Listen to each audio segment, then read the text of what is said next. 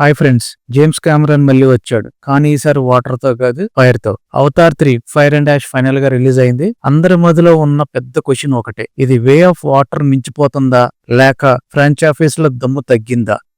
Welcome to the raw footage. మనం ఇక్కడ sugar coat చేయడం లేదు, ఉన్నది ఉన్నట్లు రాగా మాట్లాడుకుందాం. Let's drive in to the review. First, ఆ పీస్ అండ్ కామ్ ఫారెస్ట్ ని మర్చిపోదాం.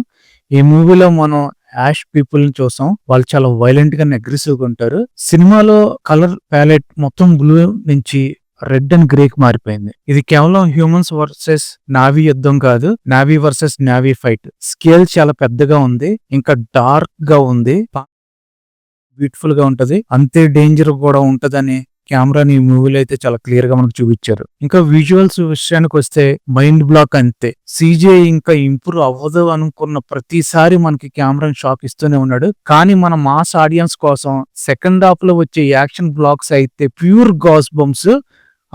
ఎస్పెషల్లీ ఫైర్ ఫిజిక్స్ నెక్స్ట్ లెవెల్లో ఉన్నాయి.